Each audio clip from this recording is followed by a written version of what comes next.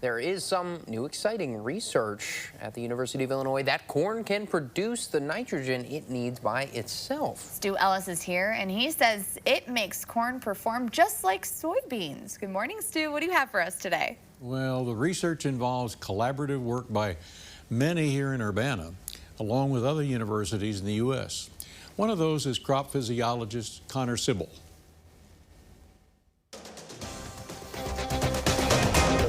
Going to be a new genetic trait package for corn hybrids, and it's all about saving nitrogen or being more efficient with nitrogen. So that's the best way I'd say to summarize it, is a new trait package for corn hybrids, but not thinking like trait packages for insect management or disease management.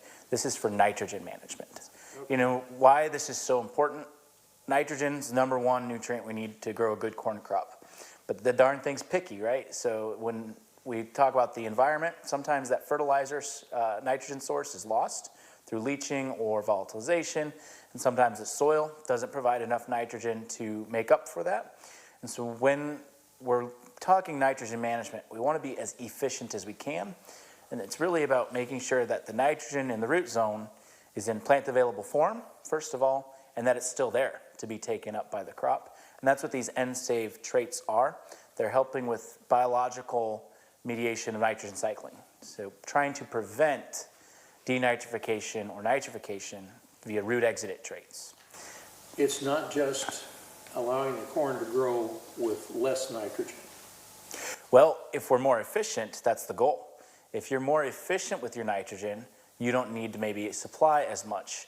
And so that's really what the N-Save portion is. Saving on our nitrogen management by allowing us to get by with maybe less input because we've increased that efficiency. And that's through genetics. And so we would need seed that was identified as N-Save that would do all of this. And then how do we do anything agronomically different than what we normally do? And that's a big part of the question in the grant. I mean, outside of the genetics, what else would it take to really capitalize on the system? 4 R's, we think. So pairing these genetics with the 4 R's, we call it our 5th R, right? So it's the right source, rate, time, and placement of the fertilizer, but now we've got the right genetics, and it's our 5th R into the program. Funding for the initial research 6 years ago came from the small 75-cent fee farmers pay on each ton of fertilizer, says Julie Hewitt of the Nutrient Research and Education Council. A lot of our researchers are able to leverage the money that they get through NREC, which again comes from the assessment on fertilizer that farmers are paying and being collected through our fertilizer retailer partners. They're able to leverage that research to get larger, federal grants, all of those types of things that can help expand the body of work that they're doing. So that's one of the kind of side benefits that we see of the work that's being done with NREC funds. This is a very significant discovery, and the U.S. Department of Energy has invested in this.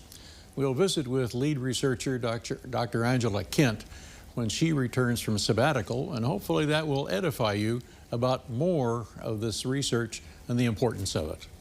Stu, thank you so much. We appreciate it.